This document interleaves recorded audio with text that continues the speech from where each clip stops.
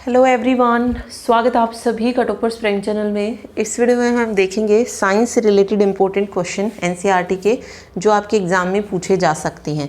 Okay, इसके अलावा जो बच्चे हरियाणा कांस्टेबल या हरियाणा एसआई हो, ग्राम सचिव हो, पटवारी हो, इनकी तैयारी कर रहे हैं और मॉक टेस्ट खरीदना चाहते हैं तो परीक्षा ऐप पर जो है मॉक टेस्ट अवेलेबल हैं। इन मॉक टेस्ट को खरीदने के लिए आप हमारा कोड यूज़ कर सकते हैं। कोड है टॉपर्स50। अगर आप कोड यूज़ करेंगे तो आपको जो है मॉक टेस्ट पे 50% का ऑफ मिल जाएगा। मीन्स आपको जो मॉक टेस्ट है वो उसके हाफ रेट में आपको मिल जाएंगे। ओके, तो चलिए अभी वीडियो शुरू करते हैं। सबसे पहले हम केमिस्ट्री के क्वेश्चन करेंगे। देखिए फर्स्ट क्वेश्चन है, निम्न में से कौन ऑक्सीकरण नहीं है बताना था इसमें से। ठीक है, ऑक्सीनाइजेशन आप इसको बोल सकते हैं या ऑक्सीडेशन कह सकते हैं ऑक्सीकरण को। तो इसमें से जो नहीं है, ऑक्सीकरण में क्या होता है, ऑक्सीजन जो है सहयोग करती है और जो हाइड्रोजन होती है उसको त्याग दिया जाता है। तो ये ऑक्सीडेशन की प्रोसेस होती है। तो इसमें जो नहीं है वो है अवक्षेपण। बाकी भोजन का पचना, श्वसन और दही, ये क्या है, ऑक्सीकरण की प्रक्रिया है। ठीक है, अगला है, नमक के घोल में अगर सिल्वर नाइट्रेट का घोल डाल देते हैं तो एक दही जैसा पदार्थ उत्पन्न होता है। तो ये अभिक्रिया पूछी कि ये अभिक्रिया कौन सी है। तो ये अभिक्रिया हो जाएगी उदासीनीकरण की अभिक्रिया। ठीक है, ओके, तो उदासीनीकरण की अभिक्रिया क्या होती है, जिसको आप बोल सकते हैं न्यूट्रलाइजेशन रिएक्शन। इसमें क्या होता है, जब हम किसी अम्ल की क्रिया कराते हैं, ठीक है, तो उससे हमें जो है लवण और जल प्राप्त होता है, वो न्यूट्रलाइजेशन जो है रिएक्शन होती है। तो ये जो हो जाएगा कि नमक के घोल में हम सिल्वर नाइट्रेट का घोल डाल रहे हैं, तो ये उदासीनीकरण की प्रक्रिया होगी, जहाँ पे हम अम्ल की क्रिया जो है कराते हैं। ठीक, आगे है, संक्षारण किस प्रकार की अभिक्रिया है। संक्षारण का मतलब क्या होता है, कोरिजन होता है। तो ये जो प्रक्रिया होती है कोरिजन की रिएक्शन, ये किस तरीके की जो है प्रक्रिया होती है। तो राइट आंसर हो जाएगा उपचयन प्रक्रिया। दो तरीके की, उपचयन और अपचयन। उपचयन कौन सी होती है, ऑक्सीडेशन रिएक्शन, और अपचयन कौन सी होती है, रिडक्शन रिएक्शन। तो संक्षारण जो होती है, कोरिजन जो होती है, ये ऑक्सीडेशन रिएक्शन जो है होती है, यानी कि उपचयन रिएक्शन इसको बोला जाता है।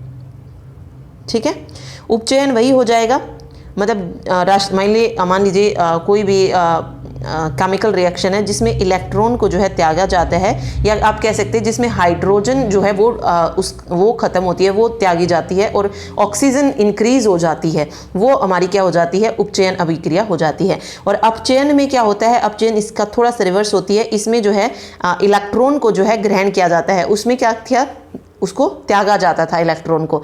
इलेक्ट्रॉन को ग्रहण करने का मतलब क्या है कि इसमें हाइड्रोजन में जो है इंक्रीज, मतलब हाइड्रोजन जो है वो इंक्रीज होती है और ऑक्सीजन जो है वो डिक्रीज होती है। तो ये दोनों जो है इस तरीके से होती हैं। तो उपचयन में याद रखिएगा, ऑक्सीडेशन में ऑक्सीजन जो होती है इंक्रीज होती है और हाइड्रोजन डिक्रीज होती है। अपचयन में, रिडक्शन में क्या होगा, इसका अपोजिट हो जाएगा।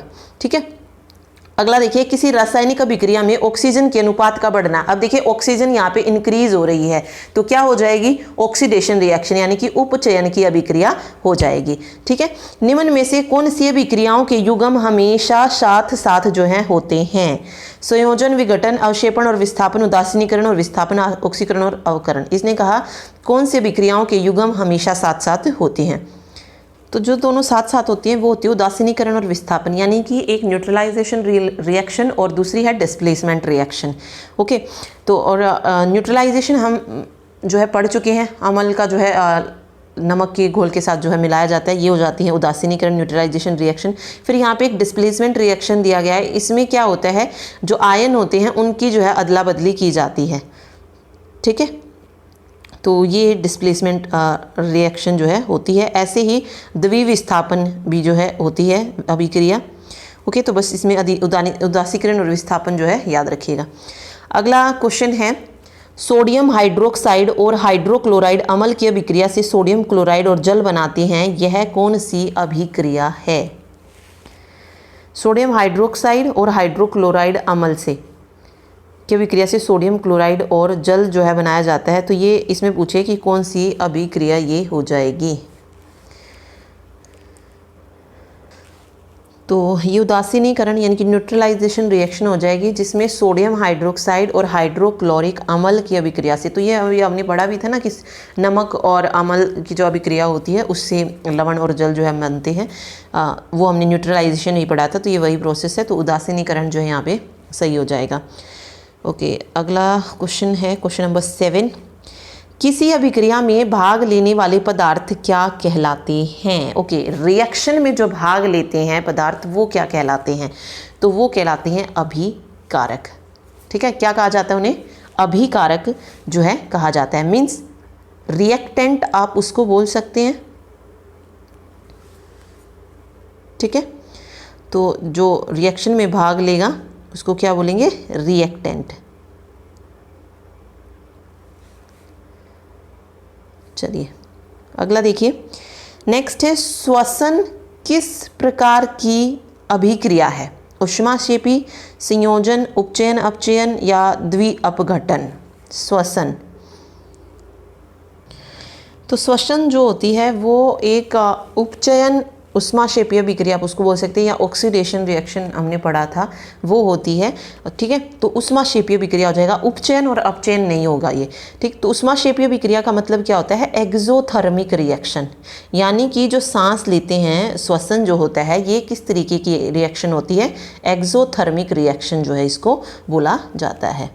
ठीक है, नेक्स्ट देखिए, प्रबल अम्ल और दुर्बल क्षारक से बने लवण का पीएच मान क्या होता है?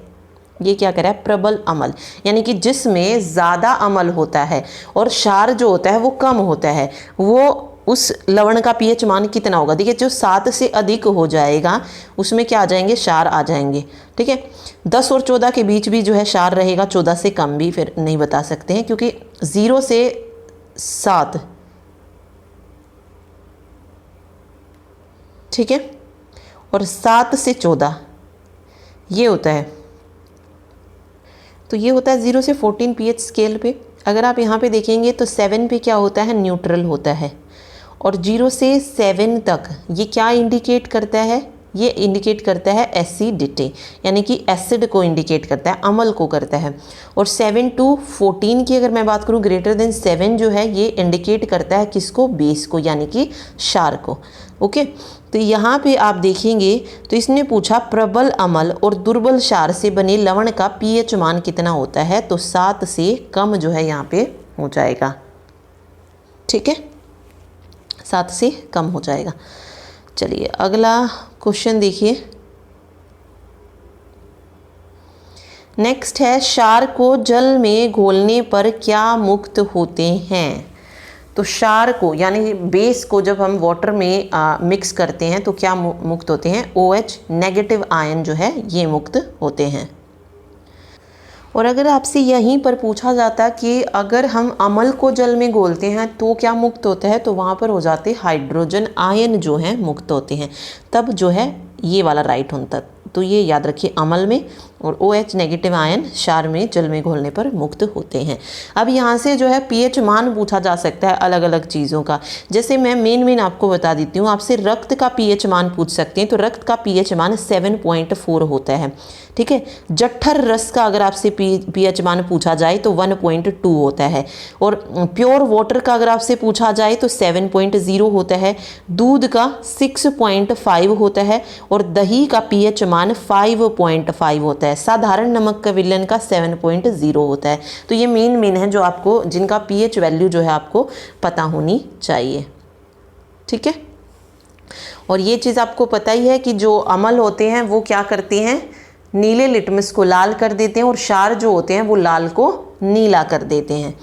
नेक्स्ट क्वेश्चन है कि दही में किस प्रकार का अम्ल जो है पाया जाता है? दही में किस तरीके का अम्ल पाया जाता है? तो लैक्टिक एसिड जो है इसमें पाया जाता है। तो लैक्टिक ही जो है यहाँ पे सही हो जाएगा। ठीक है, एक चींटी के काटने पर पूछा जाता है ना कौन सा अम्ल जो है शरीर में प्रविष्ट होता है, तो चींटी के काटने पर फॉर्मिक एसिड यानी कि फॉर्मिक अम्ल जो है वहाँ पे सही हो जाएगा। ठीक, आगे देखिए, किसी अम्ल में मुख्यतः रूप से एक परमाणु अवश्य मौजूद रहता है जो धातु से विक्रिया करके गैस उत्पन्न करता है। तो कौन सी गैस? हाइड्रोजन गैस को जो है वो उत्पन्न करता है। ठीक है, नेक्स्ट देखिए, वे पदार्थ जिनके स्वाद खट्टे होते हैं और जो नीले लिटमस को घोल कर लाल बनाता है क्या कहलाते हैं? अब देखिए, नीले को लाल कर रहा है तो वो हो जाएंगे अम्ल। ठीक है, ओके, तो अम्ल जो है यहाँ पे सही हो जाएगा। एसिड होते हैं जो नीले को लाल में कन्वर्ट करते हैं। आगे देखिए, जल में घुलनशील भस्म क्या कहलाते हैं? तो इनको बोला जाता है क्षार। नेक्स्ट देखिए, निम्न में से कौन प्रबल अम्लीय है? इनमें से जो प्रबल अम्लीय है वो कौन सा हो जाएगा? 0 वाला जो होगा ये इसमें अम्ल हो जाएगा। 7 पे फिर न्यूट्रल हो जाता है, ठीक है। 3 तक जो है आते आते एसिड कम हो जाता है, ओके। तो 0 से कम होता है तो पीएच पे जो है ज़्यादा अम्लीय होगा। लिटमस रंजक बैंगनी रंग का होता है जो कहाँ मतलब निकाला जाता है? लाल, लाइकेन, पत्ता गोभी, हल्दी या पेटूनिया फूल। यहाँ पे पूछा है लिटमस रंजक जो बैंगनी रंग का होता है, तो राइट आंसर हो जाएगा लाइकेन।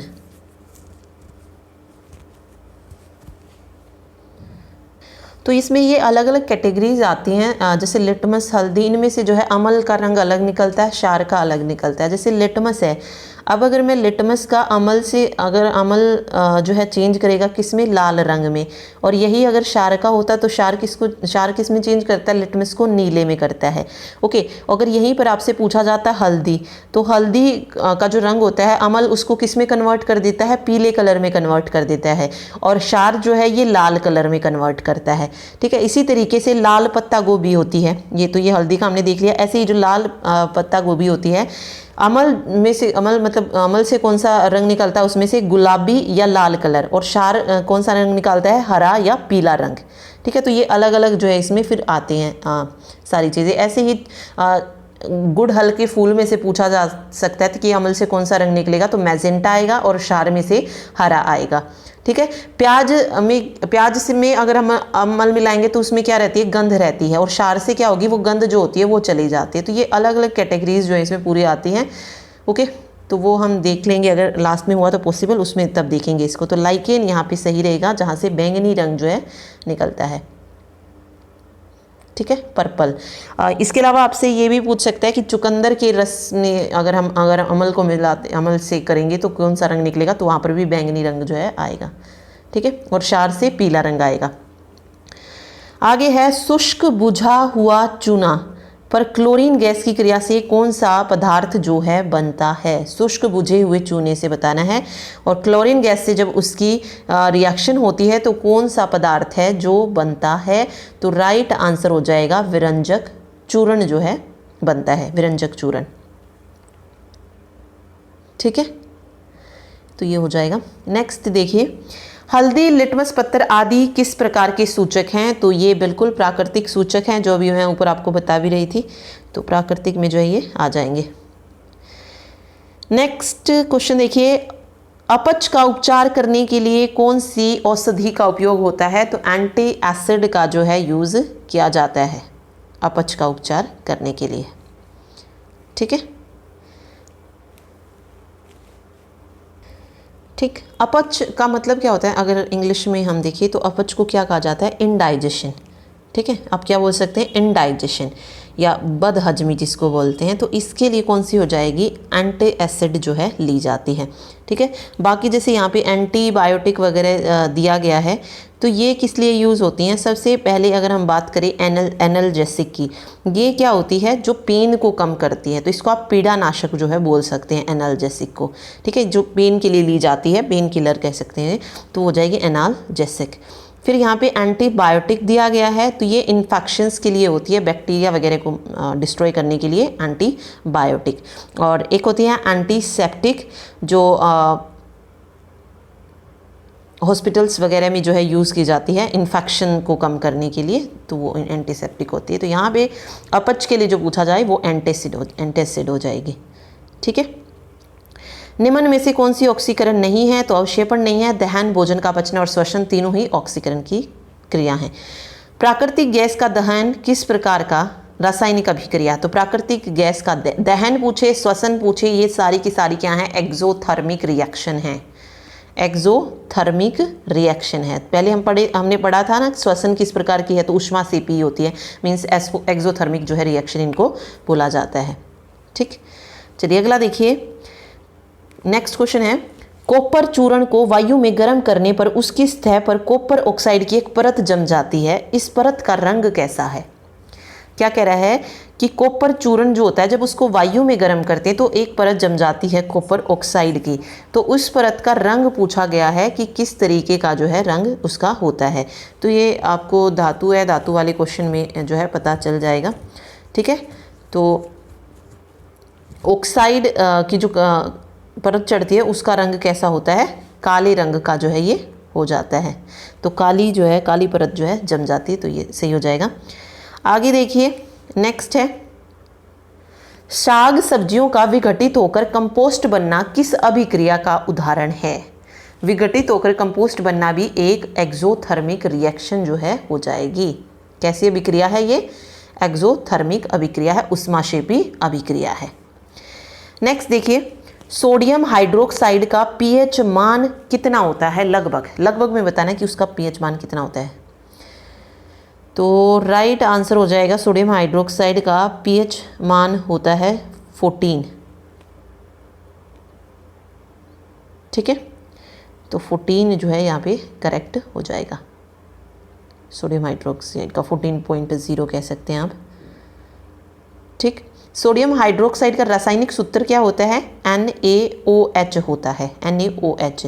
और इसको और किस नाम से जानते हैं, सोडियम हाइड्रोक्साइड को कास्टिक सोडा के नाम से भी इसको जाना जाता है, कास्टिक सोडा, या इसको लाई भी बोलते हैं, LYE, लाई भी जो है इसको कहा जाता है।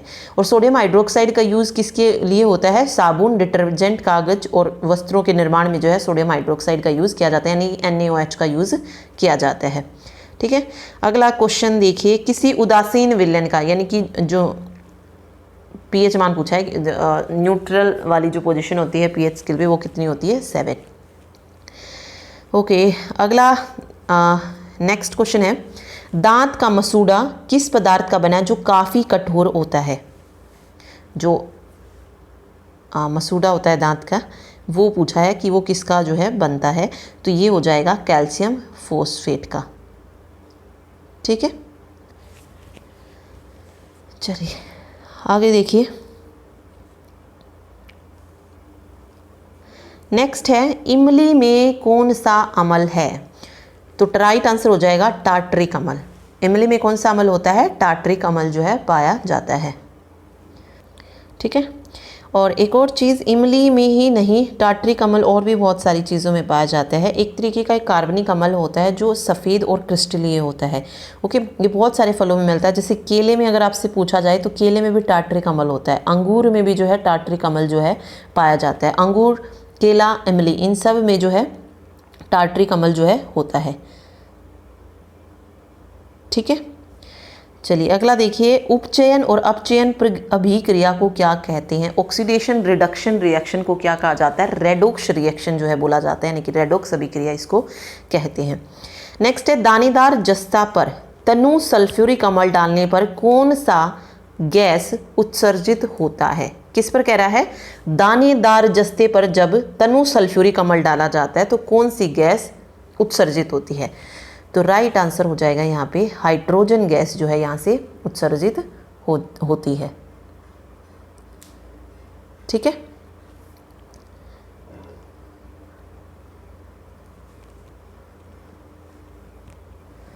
अब इसको कैसे कर सकते हैं, देखिए जस्ता मतलब क्या होता है, जिंक, जिंक कोई बोलते हैं ना जस्ता, तो इसको Zn लिख लीजिए। इसको किसके साथ किया गया है रिएक्शन, तनु सल्फ्यूरिक अम्ल यानी कि H2SO4।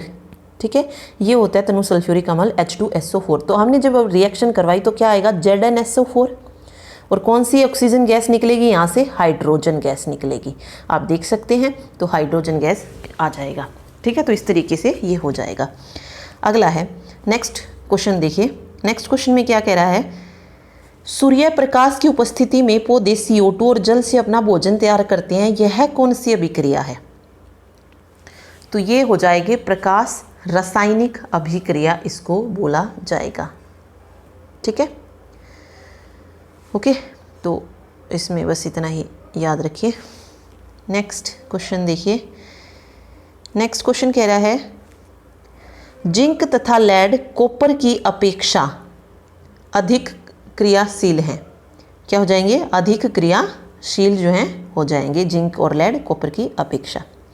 ओके, नेक्स्ट है, अंगूर का किण्वन करना एक कैसी प्रक्रिया है। अंगूर का किण्वन करना एक रासायनिक जो है परिवर्तन है, ठीक है, यानी कि आप कह सकते हैं कि एक केमिकल रिएक्शन है,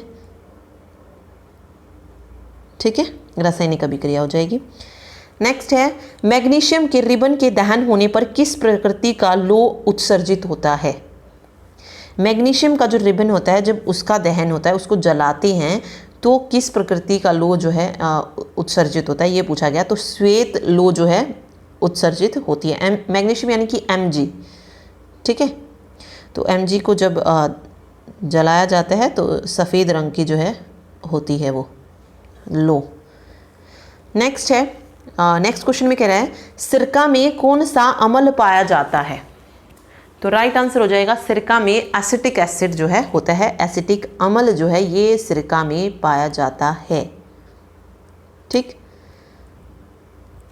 अब सिरके अलग अलग तरीके के हैं, लाइक वाइन विनेगर होता है, माल्ट विनेगर होता है, अंगूर का सिरका भी होता है, सेब का भी होता है। इस तरीके से जो है इनमें क्या होता है, एसिटिक अम्ल जो है पाया जाता है। नेक्स्ट देखिए निम्न में से कौन विजातीय यौगिक है। यहाँ पे संगमरमर, चूना पत्थर, खड़िया, प्लास्टर ऑफ पेरिस। तो इनमें से जो अलग होगा वो प्लास्टर ऑफ पेरिस जो है हो जाएगा। ओके, नेक्स्ट है नींबू के रस का मान लगभग कितना होता है।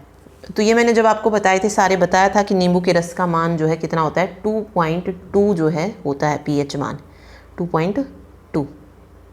ओके, चलिए नेक्स्ट क्वेश्चन देखिए। मधुमक्खी के डंक मारने पर किस पदार्थ से उपचार करना लाभकारी है। ये पेपर में आया हुआ था अभी, HSC का जो पेपर हुए थे पुलिस वाले में था आई थिंक ये क्वेश्चन, कि मधुमक्खी जब डंक मारती है तो किस तरीके के पदार्थ से उपचार किया जाता है। तो बेकिंग सोडा से, ठीक है। बेकिंग सोडा एक अल्कलाइन होता है जो क्या कर देता है, जहर के असर को कम करने में मददगार होता है। और बेकिंग सोडा जब हम लगा लेते हैं तो उससे दर्द और खुजली और सूजन से जो है राहत मिल जाती है। तो इसी कारण जो है बेकिंग सोडा का यूज़ करना लाभकारी होता है मधुमक्खी के डंक के मारने पर, ठीक है। आगे है मुंह साफ करने के लिए किस प्रकार के मंजन का व्यवहार करना चाहिए, जिससे कि दंत क्षय रोका जा सके। तो उसमें क्या कैसा होना चाहिए, वो क्षारकीय दंत मंजन होना चाहिए, ठीक है। अम्लीय नहीं होना चाहिए, क्षारकीय होना चाहिए। निम्न में से कौन सी है धातु है जो विद्युत का सुचालक है। यह धातु कैसी होती है, विद्युत का कुचालक होती है, लेकिन अपवाद भी है उसमें फिर एक दो। तो ग्रेफाइट ऐसी यह धातु है जो विद्युत का सुचालक है, ठीक है। कौन सी धातु है जिसको चाकू से काट सकते हैं, चाकू से काटा जा सकता है सोडियम को। इंपॉर्टेंट है ये, इस तरीके के क्वेश्चन देखे जाते हैं।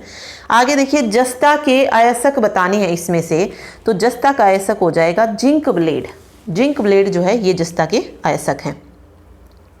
इसके अलावा आप यहाँ पे देख सकते हैं बॉक्साइट किसका अयस्क होता है, ये पूछ लिया जाता है तो एल्यूमिनियम का होता है। सिनेबार अगर आपसे पूछा जाए तो पारा यानी कि मरकरी का जो है ये अयस्क होता है, ठीक है। तो बस यही आपको पता होनी चाहिए। चलिए अगला देखिए, नेक्स्ट क्वेश्चन है एल्यूमिना का विद्युत उपघटन करने पर एनोड पर कौन सी गैस जमा होती है।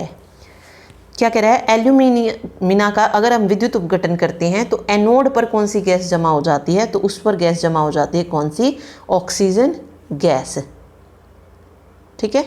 तो यहाँ पर ऑक्सीजन गैस जो है सही हो जाएगा। चलिए नेक्स्ट देखिए, नेक्स्ट क्वेश्चन है इस्पात में कितने प्रतिशत कार्बन होता है। तो राइट आंसर हो जाएगा इस्पात में 2% कार्बन जो है होता है। कौन सी धातु है जो अधिक ताप पर भी ऑक्सीजन से अभिक्रिया नहीं करती है। जो अधिक ताप पर भी ऑक्सीजन से अभिक्रिया नहीं करती है वो है सोना।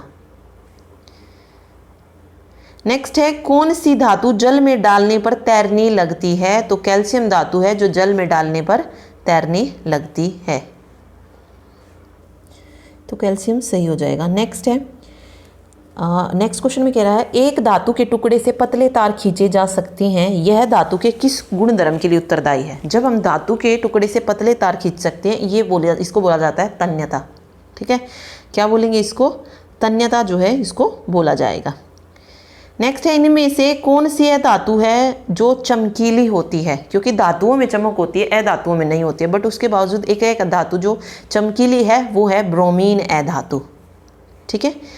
नेक्स्ट है धातु के बर्तन में खाना बनाया जाता है क्योंकि यह ऊष्मा का क्या होता है, सुचालक होता है। कुचालक नहीं होता, अर्धचालक नहीं होता और ना ही चालक हो जाता, क्योंकि धातु जो होता है वो सुचालक होता है, इसीलिए बनाया जाता है। नेक्स्ट देखिए, कौन सी धातु है जो जल के साथ अभिक्रिया करती है। ये भी आया हुआ था क्वेश्चन। तो कौन सी धातु है जो जल के साथ अभिक्रिया करती है, तो पोटेशियम है जो जल के साथ अभिक्रिया करती है। आयनिक यौगिक के गलनांक और क्वथनांक कैसे होते हैं, तो उच्च होते हैं। ठीक है, गलनांक और क्वथनांक उच्च होते हैं। मैग्नीशियम के दहन से जो उत्पादक बनते हैं वो क्या होते हैं, तो वो होते हैं क्षारीय। वह कैसे हैं, क्षारीय हैं। सोडियम, लिथियम, कैल्शियम और निकल में से किस धातु को काटा जा सकता है। चाकू से काट सकते हैं सिर्फ और सिर्फ सोडियम को, तो सोडियम को जो है काटा जा सकता है। आभूषण बनने वाला सोना कैसा होता है, तो आभूषण बनने वाला सोना 22 कैरेट का होता है, 22 कैरेट का होता है। सिल्वर तथा कॉपर ऊष्मा के क्या हैं, तो सबसे अच्छे चालक हैं। दोनों ही क्या हैं, अच्छे चालक हैं।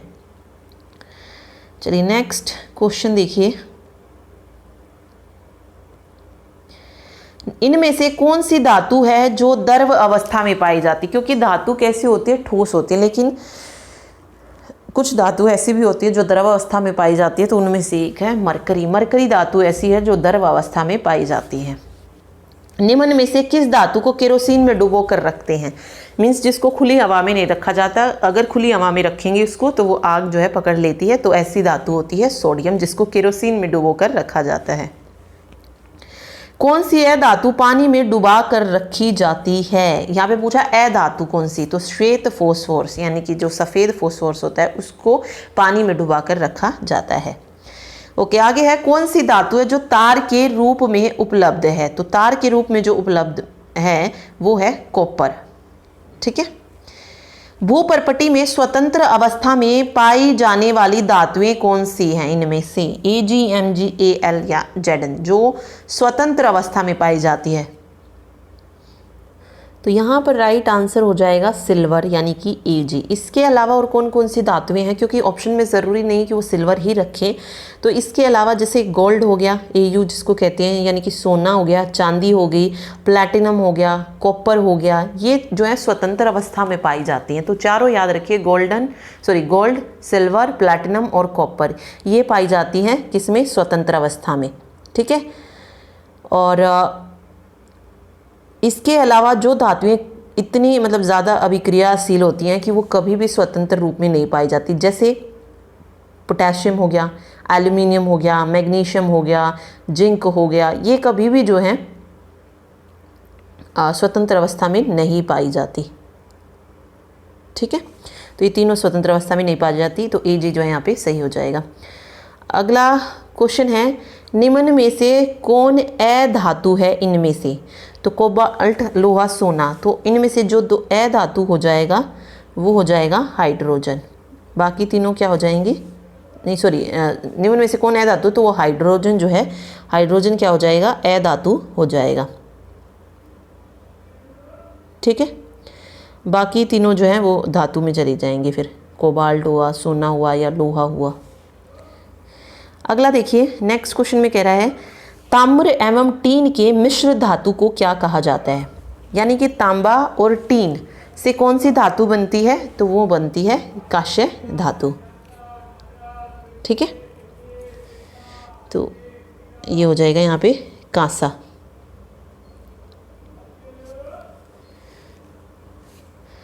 तांबे और टीन के मिश्र धातु का, हाँ, कांसा जो है हो जाएगा। इसके अलावा यहाँ पे पीतल भी दिया गया है। पीतल भी एक मिश्र धातु ही होती है जो किससे बनती है, तांबे, और ये बनती है जस्ते के संयोग से।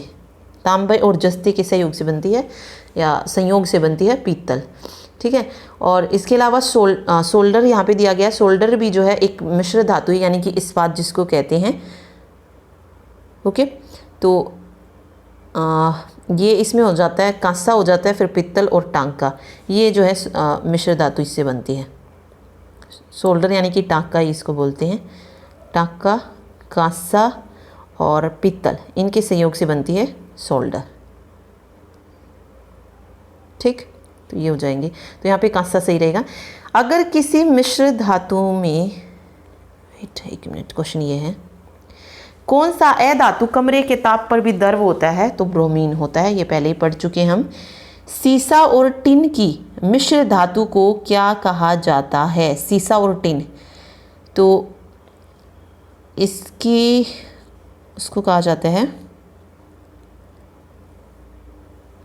तो राइट आंसर हो जाएगा सोल्डर। ठीक है, यहाँ पे सीसा और टिन जो होती हैं ये रेशो इनका होता है 50-50।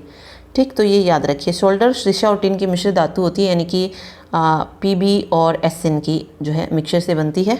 तो पीबी एसएन भी वो देख सकते हैं, तो 50-50 इसमें होते हैं। चलिए आगे देखिए, कार्बन का कौन सा अपरूप होता है जो सबसे अधिक कठोर होता है? तो वो होता है हीरा। कॉपर को वायु में जलाने पर कौन सा यौगिक बनता है? कॉपर को जब किस में जला रहे हैं? वायु में जला रहे हैं। तो देखिए, कॉपर यानी कि Cu, ठीक है, ऑक्सीजन वायु यानी कि ऑक्सीजन, Cu+O2 हो जाएगा। ठीक है, तो यहाँ से क्या बनेगा? Cu2O3, कुछ इस तरीके से आएगा। तो कॉपर ऑक्साइड, एक मिनट, नहीं, ओके, CuO बनेगा यहाँ से। ठीक है, कॉपर ऑक्साइड, हाइड्रोक्साइड नहीं आएगा, ना ही कॉपर हाइड्राइड आएगा। तो कॉपर ऑक्साइड जो है यहाँ पे बन जाएगा CuO। नेक्स्ट देखिए, नेक्स्ट कह रहा है सिलिका क्या है? सिलिका क्या है? सिलिका है एक उपधातु। ठीक है, क्या हो जाएगी? सिलिका उपधातु हो जाएगी। ना धातु है ना अधातु है, ये क्या होती है? उपधातु जो है होती है। उपधातु को इंग्लिश में क्या बोलेंगे? Metalloids, metalloid. ये क्या होती है? मतलब उपधातु वो होती है जिसमें धातु और अधातु दोनों के गुण पाए जाते हैं, उन्हें मेटेलॉइड बोला जाता है। तो 7 तरीके की जो है मेनली उपधातु पाई जाती हैं। बोरोन हो गई, सिलिकॉन हो गई, जर्मेनियम, आर्सेनिक, एंटीमनी, टेल्यूरियम। ठीक है, ये जो है 7 क्या होती हैं? उपधातु होती है। तो इसमें सिलिकॉन आ गया यानी कि सिलिका, तो सिलिका कैसी हो जाएगी? उपधातु हो जाएगी। और जैसे कार्बन, एल्यूमिनियम, सिलीनियम, पोलिनियम और एस्टीन, इनको भी जो है कुछ हद तक जो है उपधातु ही बोला जाता है। मेनली यही होते हैं, boron, silicon, germanium, arsenic, antimony और टेल्यूरियम। ठीक है, ओके। तो अगर आपसे कभी पूछा जाता है कि उपधातु की संख्या आवृत श्रेणी में कितनी है, तो 7 है। याद रखिएगा, बोरोन को B से डिनोट किया जाता है, सिलिका यानी कि सिलिकॉन को SI से, जर्मेनियम को GE से, आर्सेनिक AS से, एंटीमनी को SB से, इसके अलावा टेलेरियम होती है TE से, और पोलिनियम को PO से डिनोट किया जाता है। ये 7 जो है उपधातु होती हैं।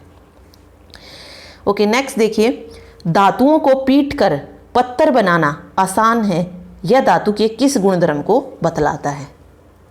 पीट कर जो चद्दर बनाई जाती है धातुओं को, उसको क्या कहा जाता है? देखिए, खींचकर जो तार निकाले जाते हैं वो तो तन्यता कहलाती हैं, और जो ये पत्र बनाना आसान होता है, इस प्रक्रिया को बोला जाता है आघात वर्ध्यता।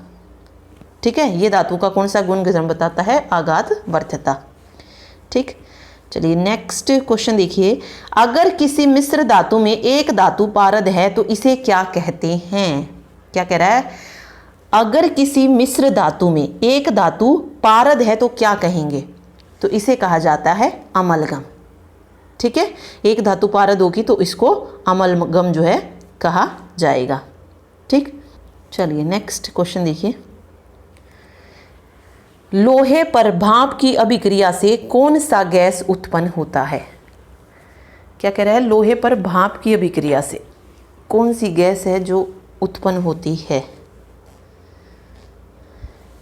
तो राइट आंसर हो जाएगा हाइड्रोजन गैस जो है लोहे की भाप पर अभिक्रिया से गैस उत्पन्न होती है। नेक्स्ट देखिए, निम्न में से कौन सा गुण कार्बनिक यौगिकों में प्राय नहीं होता है? तो जो कार्बन यौगिकों में नहीं होता है वो है जल में विलेयता, जल में घुलना। ठीक है, बाकी ज्वलनशीलता और निम्न द्रवणांक जो है होते हैं। निम्न में से जो विद्युत का सुचालक है, इनमें से वो ग्रेफाइट हो जाएगा। ग्रेफाइट क्या है? एक अधातु है, बट ये एक सुचालक होती है विद्युत का। ठीक, कार्बन के अपरूप हीरा, फुलेरिन, ग्रेफाइट, तो तीनों ही जो हैं ये कार्बन के अपरूप हैं, तो सभी यहाँ पर सही हो जाएगा। ठीक है, नेक्स्ट है, निम्न में से कौन एल्कोहल पेय के लिए उपयुक्त है? तो अल्कोहल पेय के लिए जो उपयुक्त है वो है एथेनॉल। ठीक है, तो यहाँ पे आ जाएगा एथेनॉल।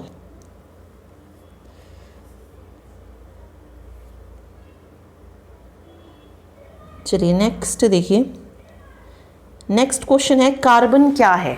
कार्बन एक अधातु है। ठीक, क्लोरोफॉर्म का क्वथनांक कितना होता है, तो 334 के जो है क्लोरोफॉर्म का क्वथनांक होता है। साबुन द्वारा सफाई का काम अच्छी तरह से किस में होता है, जो मृदु जल होता है। ठीक है, मतलब जो कठोर नहीं होता, कोमल जल जिसको बोल सकते हैं आप, तो उसमें जो है साबुन द्वारा सफाई का काम अच्छी तरीके से होता है। ठीक है, चलिए नेक्स्ट है, निम्न में से कौन जल में अविलय है, मीन्स जो जल में नहीं घुल सकता, अविलय है इनमें से, वो है एथाइन। ठीक है, तो राइट आंसर हो जाएगा एथाइन जल में अविलय है। ओके, हीरा और ग्रेफाइट किस कार्बन के क्या हैं, तो अपरूप है कार्बन के। उस हाइड्रोकार्बन का नाम बताएं जिससे एथेनॉल बना है। ठीक है, जिससे एथेनॉल बना है तो वो हो जाएगा इथेन। इथेन से क्या बना है, एथेनॉल बना है। मीथेन से मैथेनॉल हो जाएगा। ठीक है, तो इसी तरीके से हो जाएगा। चलिए नेक्स्ट क्वेश्चन देखिए, क्वेश्चन नंबर 80। पेंसिल बनाने में कार्बन के किस अपरूप का उपयोग किया जाता है, तो ग्रेफाइट का यूज़ किया जाता है। रबड़ निम्न में से किसका बहुलक है, तो ये हो जाएगा आइसोप्रीन का बहुलक है। निम्नलिखित में से कौन ऊष्मा और विद्युत का सुचालक है, तो ग्रेफाइट जो है ऊष्मा और विद्युत का सुचालक है। तेल लगा कागज होता है, कैसा होता है, अपारदर्शक होता है। तेल लगा कागज अपारदर्शक होता है। नेक्स्ट देखिए, एक ही प्रकार के परमाणुओं से मिलकर बना पदार्थ क्या कहलाता है। जो एक ही प्रकार के परमाणुओं से मिलेगा उसको बोलेंगे तत्व। ठीक है, दो या दो से अधिक तत्वों से मिलकर जो बनेगा तो उसको बोला जाएगा यौगिक। ठीक, अगला है, दो या दो से अधिक शुद्ध पदार्थों को किसी भी अनुपात में मिला देने से बनता है तो उसको बोलेंगे मिश्रण। ऐसे तत्व जिनमें धातु और अधातु दोनों के गुण पाए जाते हैं इनको बोलते हैं उपधातु यानी कि मेटेलॉइड्स। निम्नलिखित में से कौन धातु होते हुए भी विद्युत का कुचालक है, तो वो है लेड। लेड जो है धातु होते हुए भी विद्युत का कुचालक है। निम्नलिखित में से किस अधातु में धातुई चमक जो है पाई जाती है, तो ये आयोडीन और ग्रेफाइट में होती है। नहीं, हाँ दोनों में होती है धातुई चमक। कौन एक यौगिक है, इनमें से जो यौगिक है दो उनसे बना है तो वो हो जाएगा अमोनिया। ठीक है, निम्नलिखित में से किस पदार्थ में ऑक्सीजन नहीं होती, कांच, रेत और सीमेंट। तो मिट्टी के तेल में जो है ऑक्सीजन नहीं है। ठीक है, अगला है, वायु क्या है। वायु है मिश्रण जो अलग अलग चीज़ों से मिलकर बनी है। स्टेनलेस स्टील क्या है, तो राइट आंसर हो जाएगा स्टेनलेस स्टील मिश्रण है। डी ऑप्शन मिश्रण जो है राइट आंसर होगा। ठीक है, ओके, क्योंकि इसमें क्रोमियम, निकल, ये इस तरीके की बहुत सारी चीज़ें जो हैं इसमें होती हैं।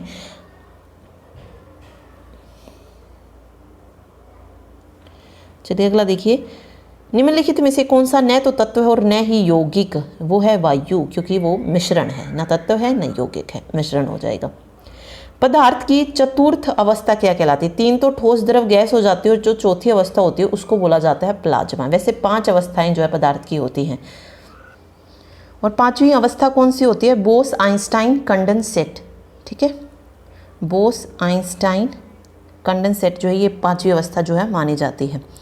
अगला है, निम्नलिखित में से कौन सा इसमें एक यौगिक है, तो रेत जो है ये एक यौगिक है।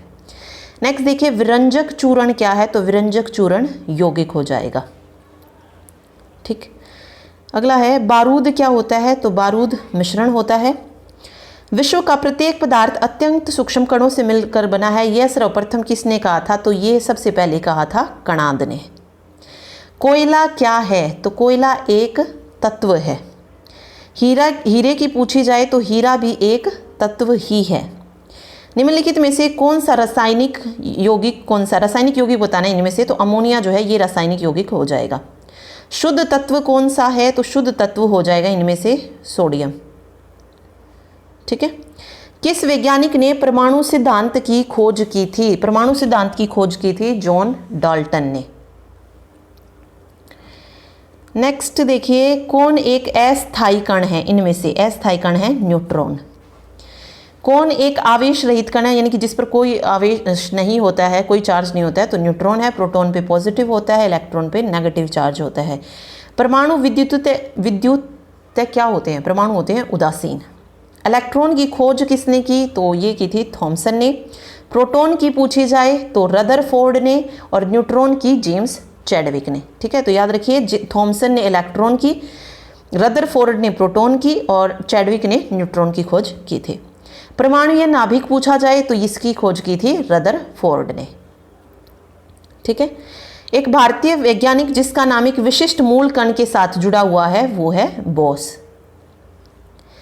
किस परमाणु के नाभिक में न्यूट्रॉन नहीं होता है? तो हाइड्रोजन के नाभिक में जो है न्यूट्रॉन नहीं होता।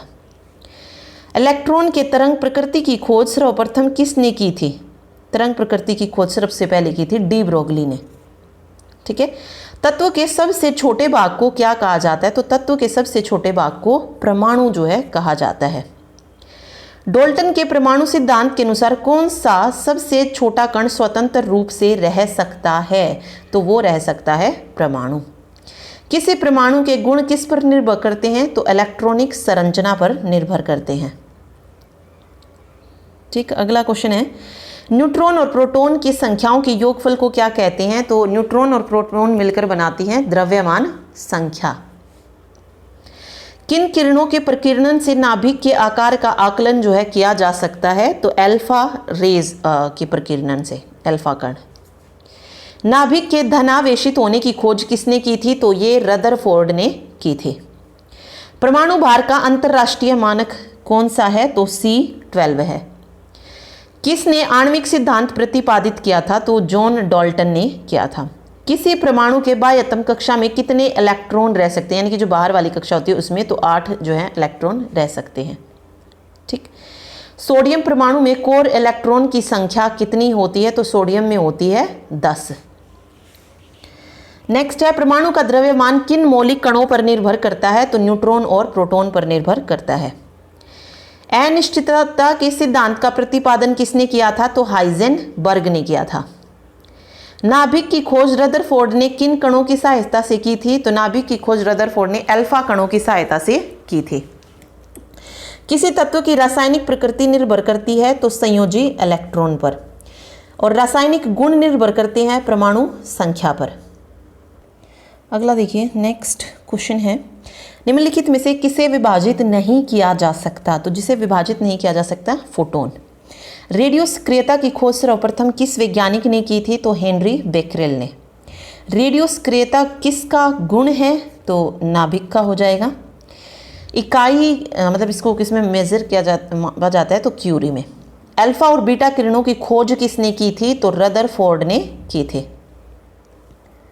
वेट, नेक्स्ट है, एक्स किरणों की खोज किसने की थी? तो ये फेराडे ने की थी। गामा किरणों की खोज अगर पूछा जाए तो यहाँ पे रदरफोर्ड हो जाएगा, और गामा किरणों में जो है कोई आवेश नहीं होता है।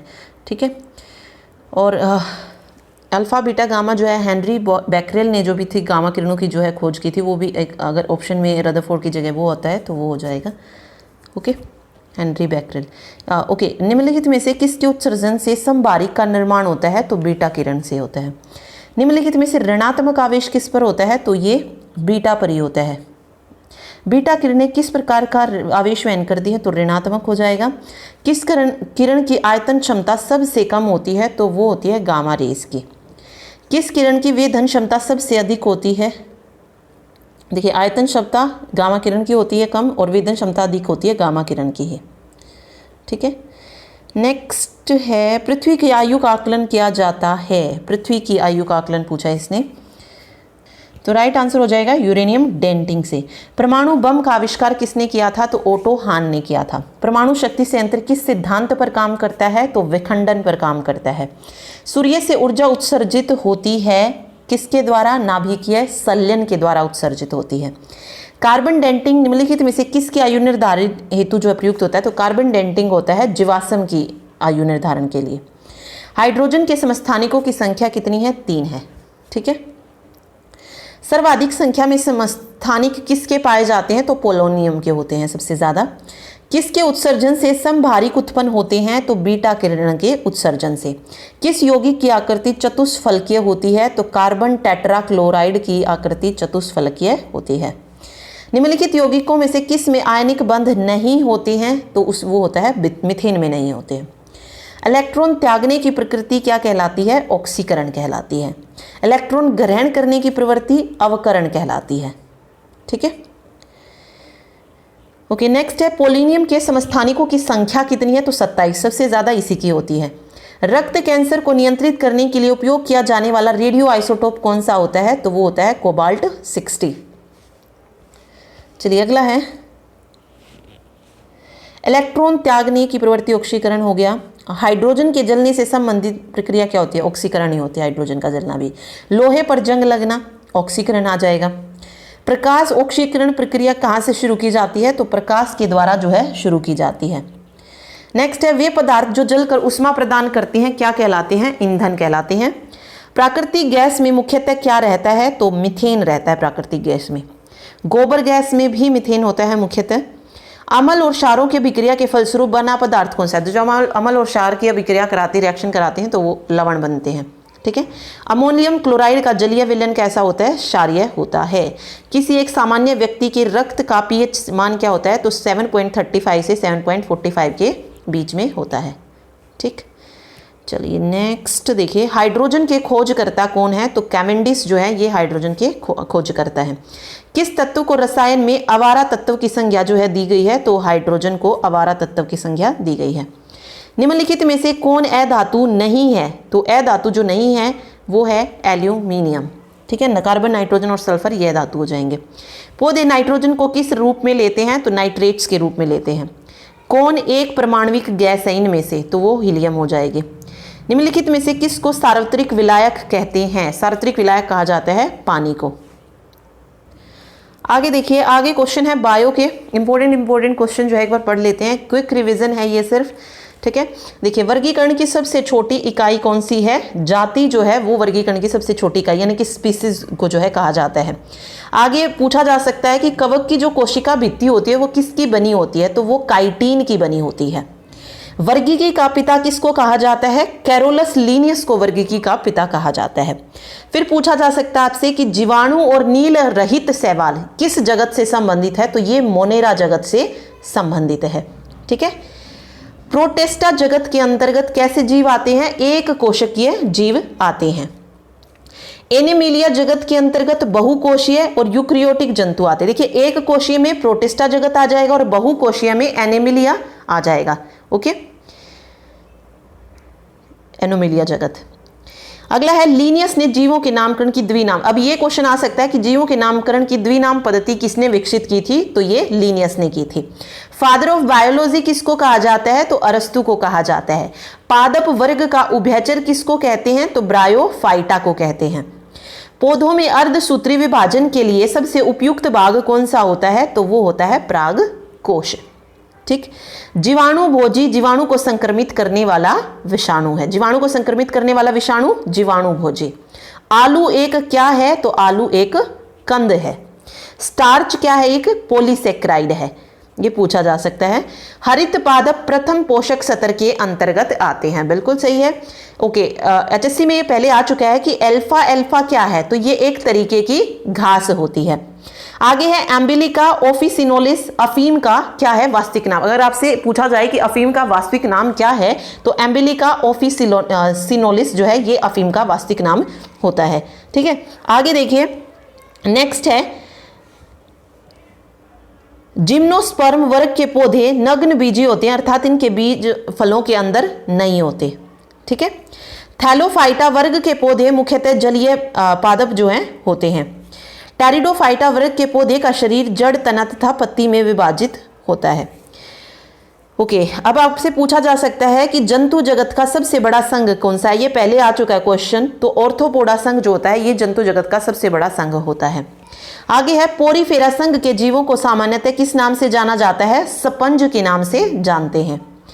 आगे है सिलेंट्रेटा संघ के जंतु जलीय होते हैं जिनका शरीर 2 कोशिकाओं की 2 परतों का बना होता है। मोलस्का वर्ग के जीवधारी द्विपार्श्व सममित होते हैं। इकाइनोडर्मेटा जंतुओं में क्या होती है? विशिष्ट जल संवहन नल तंत्र जो है ये पाया जाता है। इकाइनोडर्मेटा जंतुओं में जल संवहन नल तंत्र पाया जाता है। आगे है बट्रीब्रेटा यानी कि कशेरुकी सर्वाधिक विकसित जंतुओं का वर्ग है।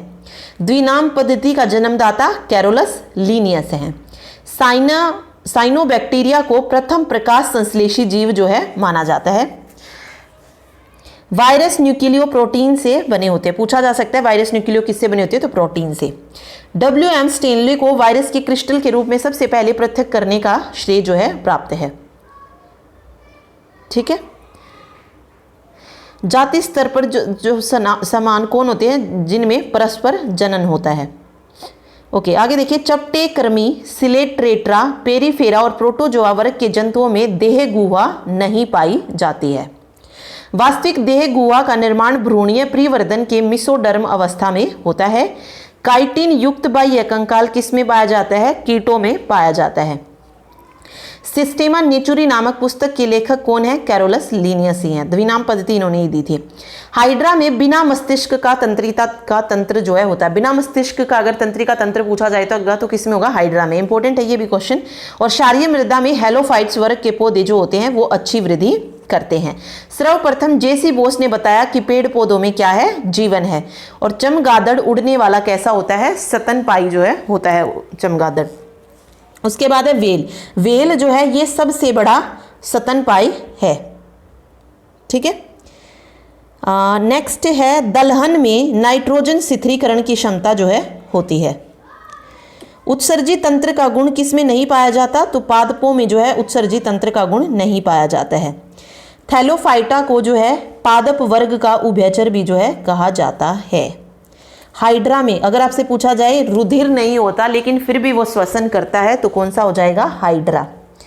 आर्थ्रोपोडा में काइटिन युक्त उपचर्म का बना बाह्य कंकाल जो है पाया जाता है।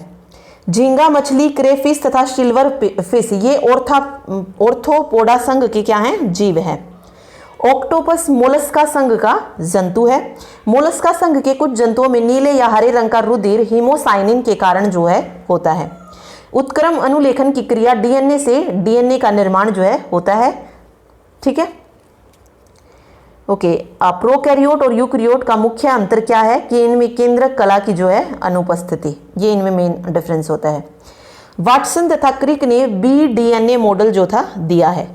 राइबोसोम प्रोटीन तथा टीआरएनए के बने होते हैं। राइबोसोम जो होते हैं वो प्रोटीन और आरएनए के बने होते हैं। ठीक है।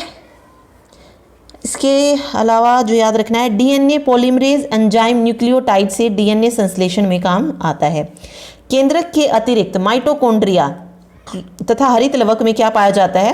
डीएनए पाया जाता है न्यूक्लियस के अलावा। प्रोकैरियोटिक कोशिकाओं में जो श्वसन होता है इसका कार्य मीसोसोम्स करती हैं, जबकि यूकैरियोटिक कोशिकाओं में श्वसन का कार्य किसका होता है? माइटोकॉन्ड्रिया का होता है। ये दोनों याद रखिए, प्रोकैरियोटिक में मीसोसोम का और यूकैरियोटिक में माइटोकॉन्ड्रिया का होता है।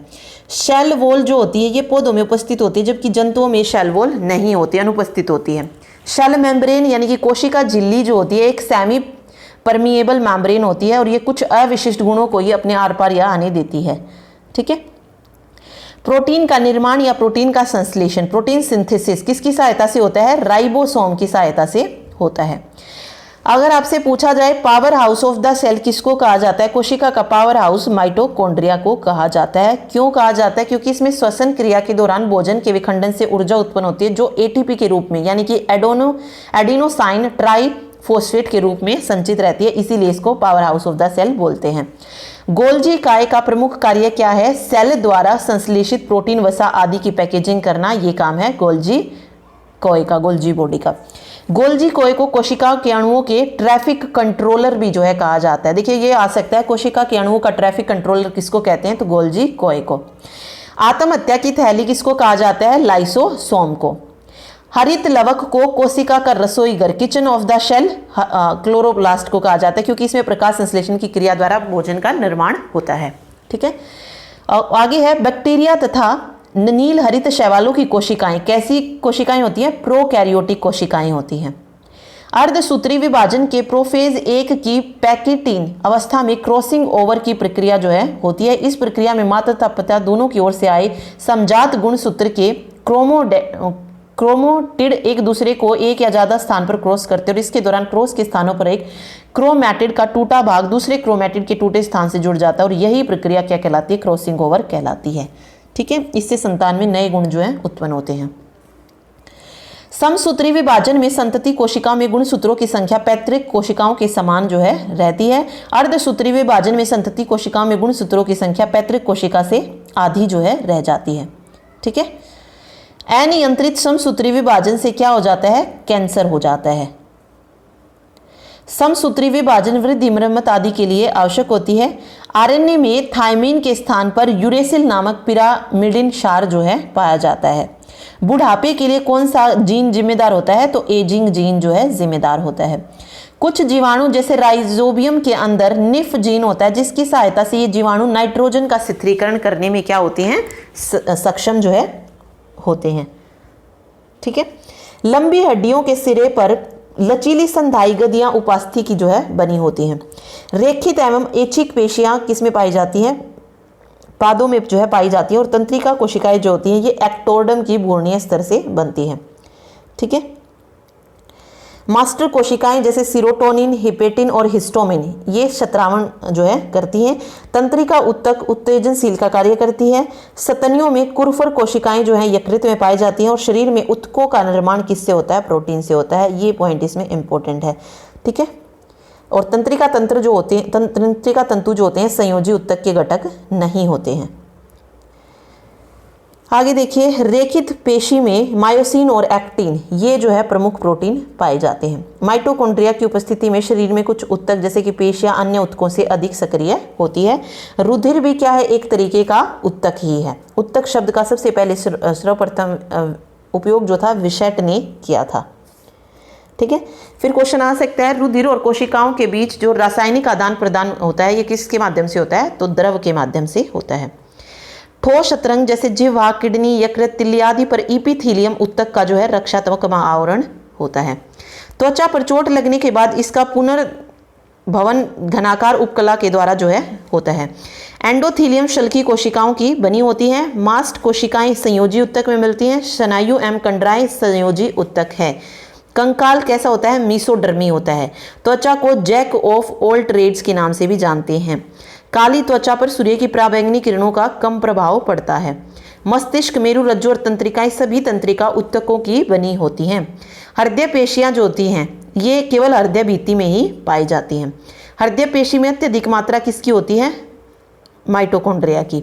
हृदय की पेशियों के संकोचन का नियंत्रण तंत्रिका के तंत्र के नियंत्रण में न होकर स्वयं पेशियों के नियंत्रण में होता है। पेशियों में लैक्टिक अम्ल की अधिक मात्रा में जमा होने से क्या होता है? थकावट का अनुभव जो है होता है। पेशियां जो होती है मानव शरीर का औसतन 40% से 50% भाग जो है बनाती है। पेशी तंतु के आवरण को सार्कोलेमा और इसमें पाए जाने वाले द्रव को जो है सार्कोप्लाज्मा जो है कहा जाता है। ठीक है, देखिए अब ये क्वेश्चन आता है पेशी को हड्डी से जोड़ने का काम किसका होता है? तो कंडरा का होता है। हिस्टोलॉजी जो है ये उत्तकों के अध्ययन को कहा जाता है। ये क्वेश्चन भी आया हुआ था ना कि हिस्टोलॉजी किसका अध्ययन होता है? उत्तक यानी कि टिश्यू का अध्ययन जो है होता है हिस्टोलॉजी।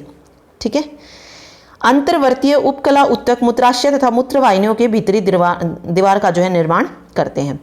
शरीर की विभिन्न क्रियाओं का नियंत्रण तथा नियमन तंत्रिका तंत्र नर्वस सिस्टम द्वारा द्रुत गति से होता है।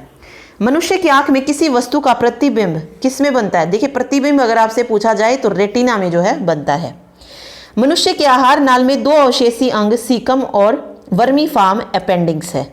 ठीक है, कार्बन मोनोऑक्साइड विषाक्तता रक्त की ऑक्सीजन के वहां की क्षमता को प्रभावित करती है। मुख गुहा का एंजाइम टाइलिन ये स्ट्रेच को किस में बदलता है? माल्टोज में। ठीक है, तो स्ट्रेच को माल्टोज में कौन बदलता है? स्टार्च को, तो एंजाइम टाइलिन हो जाएगा। कौन सा एंजाइम? टाइलिन। ठीक है, डायलिसिस किडनी से संबंधित है। अग्नाशय अंत तथा बहिस्रावी ग्रंथि है। वसा का पाचन किससे प्रारंभ होता है? अमाशय से। कार्बोहाइड्रेट का पाचन किससे प्रारंभ हो जाता है? तो मुख गुहा से प्रारंभ हो जाता है।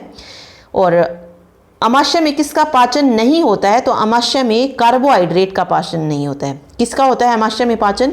वसा का पाचन होता है। नेत्रदान में कॉर्निया प्रयुक्त होता है। अब ये क्वेश्चन भी आया था ना नेत्रदान में, आई थिंक, कि कौन सा जो है अंग जो है प्रदान किया जाता है, तो कॉर्निया जो है यहाँ पे सही रहेगा। गृहिणी तथा छोटी आंत में क्षारीय माध्यम में कार्बोहाइड्रेट का जो है पाचन होता है। प्रोटीन का पाचन कहाँ से होता है? अमाशय से ही होता है। पेप्सिन क्या है? एक तरीके का एंजाइम है। ओके, हिपेटिन नामक प्रोटीन का निर्माण कहाँ पर होता है? तो यकृत में निर्माण होता है हिपेटिन प्रोटीन का। विटामिन ए और डी कहाँ पर संचित होते हैं? यकृत में होते हैं। रक्त का थक्का जमने के लिए कौन सा विटामिन चाहिए? विटामिन के। और विटामिन के का नाम क्या है? नेफ्थोक्विनोन। अमाशय में ऑक्सीटिक कोशिकाओं से कौन से अम्ल का स्राव होता है? तो हाइड्रोक्लोरिक अम्ल का स्राव होता है। पाचन तंत्र के पित्त रस में क्या पाया जाता है? तो कोलेस्ट्रॉल जो है पाया जाता है। अमाशय की दीवारों का पेशीय संकुचन क्या कहलाता है? तो इसको बोलते हैं पेरिस्टालिसिस कहलाता है। ओके, भूख तथा तृप्ति किसके द्वारा नियंत्रित होती है? हाइपोथैलेमस के द्वारा जो है भूख और तृप्ति नियंत्रित होती है। स्वस्थ मनुष्य में लगभग कितने आंतरिक रस का स्राव होता है? तो 5 से 2 लीटर तक जो है आंतरिक रस का स्राव होता है।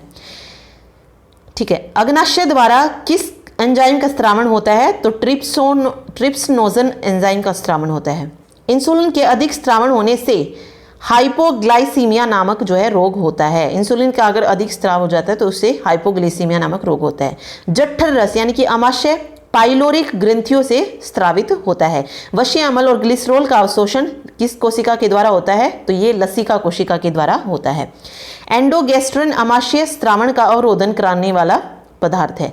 लार का स्राव किसके नियंत्रण में होता है? तंत्रिकीय नियंत्रण में होता है। जठरीय और अग्नाशय स्राव रासायनिक और तंत्रिकीय उद्दीपन के द्वारा होता है। हृदय गति को नियंत्रित करने में CO2 रासायनिक पदार्थ की भूमिका होती है।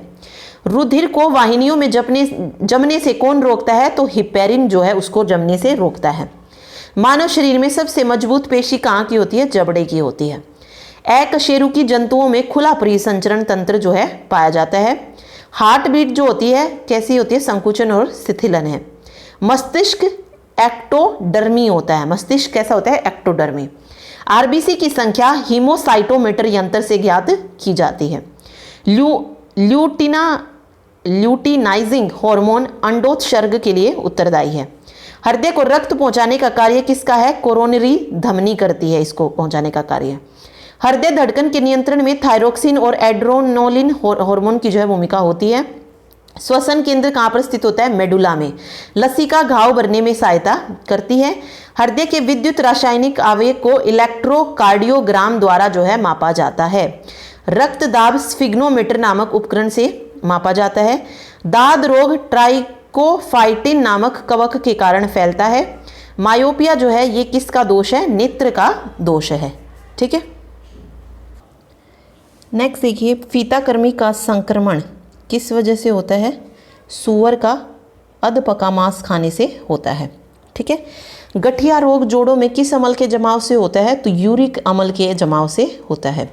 BCG का आविष्कार जो था ये किसने किया? यूरिन कॉलमेंट ने किया था। हाथी पांव का कारक वउचेरिया ब्रैक्टोफाई है। डेंगू ज्वर एडीज इजिप्टी नामक मच्छर से फैलता है। पोलियो का विषाणु मेरु रज्जु के पृष्ठ श्रृंगों के उत्तक को नष्ट करता है। हेपेटाइटिस के लिए गामा ग्लोबुलिन नामक इंजेक्शन जो है लगाया जाता है। डायरिया पाचन तंत्र को प्रभावित करने वाला एक प्रोटोजोआ जन्य रोग है। स्लीपिंग सिकनेस जो है ये सीसी मक्खी के द्वारा जो है फैलता है। प्लाज्मोडियम फोल्मीपेरम ये मलेरिया परजीवी से होता है, तो ये भी क्वेश्चन पूछा गया था अभी। मलेरिया परजीवी की खोज ए लेब्रॉन ने जो थी की थी। फाइलेरिया में मनुष्य की लसिका ग्रंथि जो है प्रभावित होती है। कुनैन नामक मलेरिया की जो दवा है ये किस पौधे से प्राप्त की जाती है? तो सिनकोना के पौधे से। भारत में हेपेटाइटिस बी रोगियों की संख्या क्या है? सबसे ज्यादा है, अधिकतम है। ठीक है, ओके। एस्प्रिन तथा पेंटोजोसिन नामक औषधियां किससे प्राप्त की जाती है? विलो से प्राप्त की जाती हैं। कैंसर उपचार के लिए कोबाल्ट 60 रेडियोधर्मी का जो है प्रयोग किया जाता है। कैंसर कोशिकाएं उत्पन्न करने के लिए ऑन्कोजीनस को जो है जिम्मेदार माना जाता है। रक्त कैंसर को और किस नाम से जानते हैं? ल्यूकेमिया कहा जाता है। इंसुलिन का स्त्रावण जो होता है ये अग्नाशय ग्रंथि से होता है। ओके, आगे है पेयजल में नाइट्रेट की अधिक मात्रा होने से ब्लू बेबी सिंड्रोम नामक रोग जो है होता है। कुनैन सिंकोना नामक वृक्ष की छाल से प्राप्त की जाती है, पहले ही हम पढ़ चुके हैं। ठीक है, स्वाइन फ्लू नामक रोग फैलाने का वायरस कौन सा है? H1N1 है।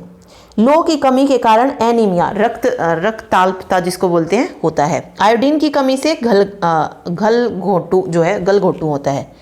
ठीक है, इम्यूनोलॉजी के जनक एडवर्ड जेनर है। सूरजमुखी तेल हृदय रोगियों के लिए उपयुक्त होता है। ओके, ज्वर में रक्त कणिकाओं में क्या आ जाती है? सूजन आ जाती है।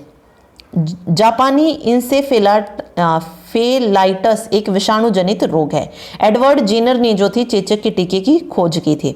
कैंसर कोशिकाओं के अनियंत्रित विभाजन के कारण होता है। कैंसर किस लिए होता है? कोशिकाओं के अनियंत्रित विभाजन के कारण। हेपेटाइटिस किसकी बीमारी है? यकृत की, जो किससे होती है? विषाणुओं के द्वारा होती है। मानव शरीर को कार्बोहाइड्रेट यानी कि चावल, मक्का, चीनी जो है इनसे प्राप्त होती है। कार्ब जो है मनुष्य को इससे प्राप्त होती है। भारत में राष्ट्रीय मलेरिया नियंत्रण योजना का आरंभ 1953 में हुआ था। इटाई रोग का कारक कौन सा है? कैडमियम है। MRI तकनीक में शरीर का विस्तृत प्रतिबिंब पाने के लिए चुंबकीय एवं रेडियो तरंगों का इस्तेमाल जो है किया जाता है। पोलियो जो है किससे होता है? विषाणु जनित रोग है। ठीक है, फिर है रिमफैम्पसिन नामक दवा जो है ये टीबी रोग में प्रयुक्त की जाती है। इसके अलावा ओरिजिन ऑफ स्पीसीज नामक बुक ये भी पूछी गई थी, तो चार्ल्स डार्विन हो जाएगा। ठीक है, प्राकृतिक वर्ण का सिद्धांत के प्रतिपादक चार्ल्स डार्विन ही हैं। और लिंग सह लगनता की खोज H मॉर्गन ने की थी। मेंडल कीनियम का उपवाद जो है सह लगनता है, ये हो जाएगा। क्रोमोसोम की संरचना DNA और प्रोटीन से होती है। एक जीन एक एंजाइम सिद्धांत के प्रतिपादक बीटल और टैडम है। NDRI करनाल के वैज्ञानिकों ने भैंस का दूसरा क्लोन जो है विकसित किया है। ओके, जीन शब्द जो है ये WL जोहानसन बनी ने जो था दिया था। और प्रोटीन अणुओं का अमीनो के द्वारा जो है नियंत्रित होता है। ठीक है, आगे आता है फिजिक्स, जिसके कुछ इंपॉर्टेंट क्वेश्चंस हम देख लेते हैं। जैसे साइंस शब्द की उत्पत्ति किस शब्द से हुई है? तो लैटिन शब्द सिंटिया से हुई है। सिंटिया का अर्थ होता है ज्ञान और नॉलेज। विज्ञान की वह शाखा जिसके अंतर्गत मैटर और एनर्जी इनकी क्रियाओं का अध्ययन किया जाता है, इसको बोलते हैं भौतिकी यानी कि फिजिक्स। जिसे संख्या के रूप में प्रकट किया जा सके उसको राशि बोला जाता है। ठीक है, क्वांटिटी आप कह सकते हैं। किसी राशि को मापने के लिए उस राशि की निश्चित पर्याप्त मात्रा लेकर एक मानक मान लिखते हैं तो उस राशि का क्या कहलाएगा? वो उसका मात्रक कहलाएगा, यानी कि उसकी यूनिट कहलाएगी वो। ठीक है, आगे है जब कोई दी गई राशि मात्रक के रूप में मापी जाती है तो यह प्रक्रिया क्या कहलाती है? तो इसको बोलते हैं मापन। किसी भौतिक राशि को व्यक्त करने के लिए कुछ ऐसे मानकों का प्रयोग किया जाता है जो अन्य मात्रकों से स्वतंत्र होते हैं, ये मूल मात्रक कहलाती हैं। मीट्रिक पद्धति जो है वो कहलाती है CGS पद्धति, और ब्रिटिश पद्धति कौन सी है? FPS पद्धति है। SI का पूरा नाम होता है सिस्टम इंटरनेशनल यूनिट। ठीक है, DE system international D unit, इस तरीके से लिखा जाता है। लंबाई का मूल मात्रक मीटर होता है।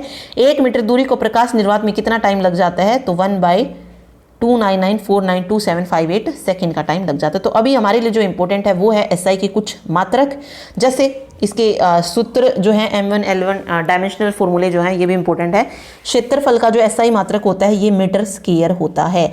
आयतन का मीटर क्यूब होता है। घनत्व का किलोग्राम पर मीटर क्यूब होता है। वेग का मीटर पर सेकंड होता है।